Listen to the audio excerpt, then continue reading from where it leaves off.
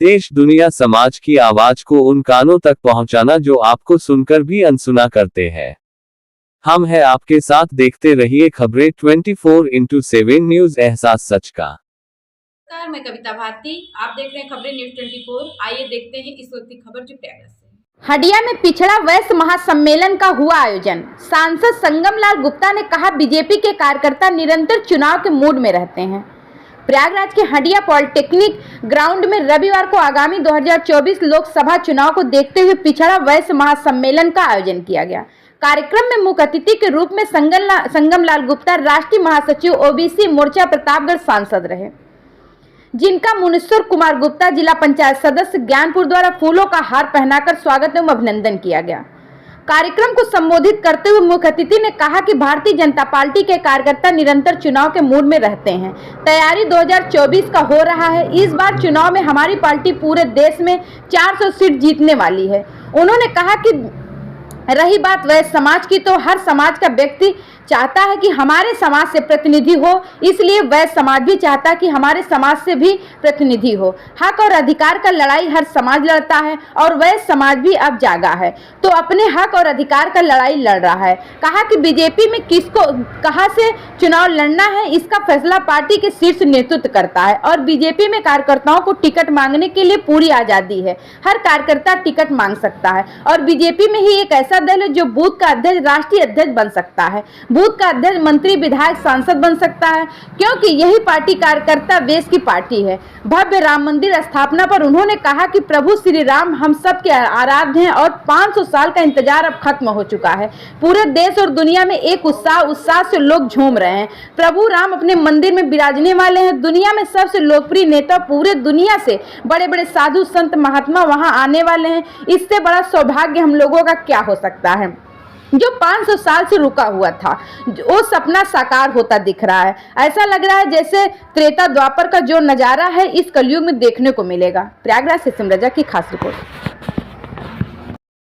ये भारतीय जनता पार्टी तो निरंतर तैयारी रहती ही है और भारतीय जनता पार्टी के कार्यकर्ता निरंतर चुनाव के मूड में ही रहते हैं।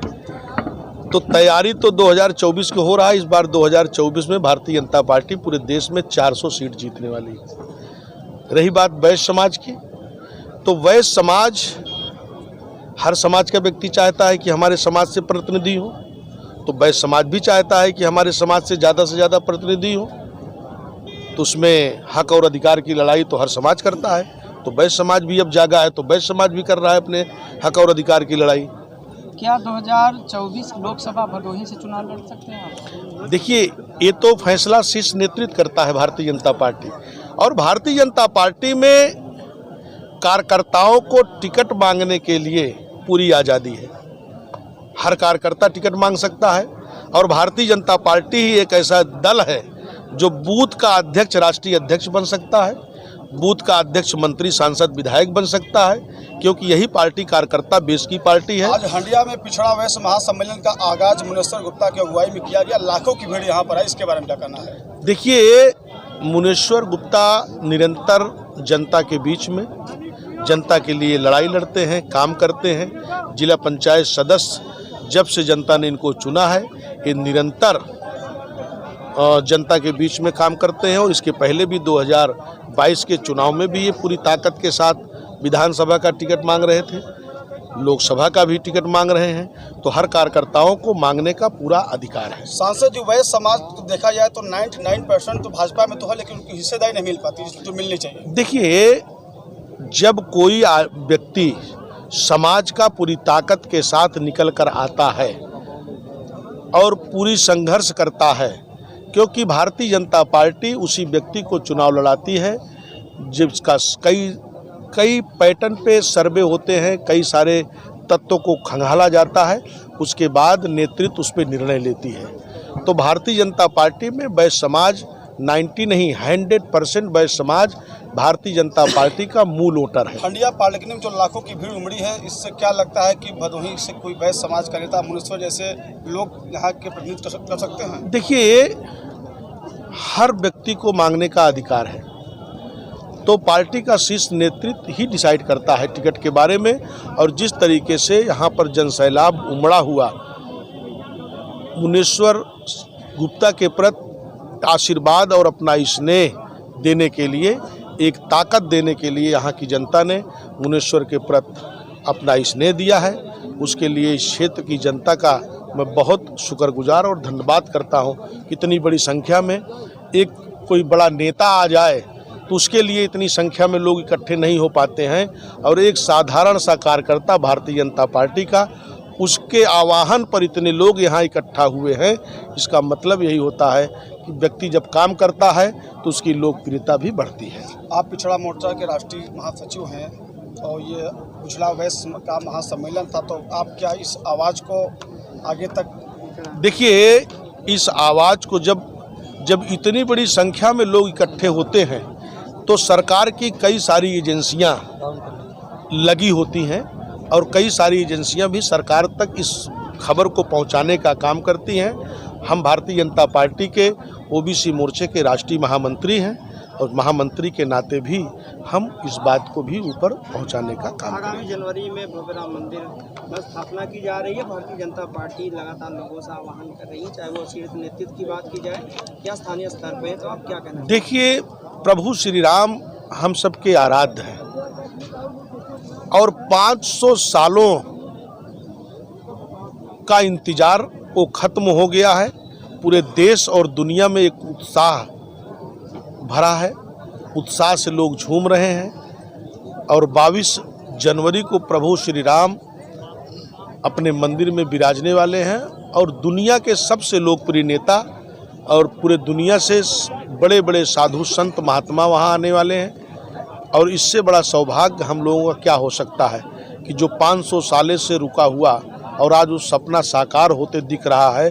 ऐसा लग रहा है कि त्रेता और द्वापर का जो नज़ारा है इस कलयुग में देखने को मिलेगा। ये सबसे बड़े सौभाग्यशाली होंगे इस भारत के लोग। लेकिन दो चीज़ें हैं, रामलला हम आएंगे, मंदिर वही बनाएंगे, एक नारा चल रहा था भाजपा का, और वो नारा जो है काफ़ी फेमस था, लेकिन वो दोनों आएंगे कि नहीं आएंगे? देखिए भाई, रामलला हम आएंगे, मंदिर वहीं बनाएंगे, और विपक्ष के लोग कहते थे कि भारतीय जनता पार्टी के लोग मंदिर तो बताएंगे, तारीख नहीं बताएंगे, मंदिर तो बनाएंगे, तारीख नहीं बताएंगे। तो हमने तारीख भी बताया, मंदिर निर्माण, मंदिर का भूमि पूजन भी हुआ, और मंदिर का भव्य प्राण प्रतिष्ठा होने जा रहा है, जिसका डेट भी निश्चित हो गया है। तो ये विपक्ष लोगों को मैं तारीख भी बता रहा हूँ। और आज जितने भी विपक्ष के लोग हैं उनकी शुरुआत तो अयोध्या से हो रही है।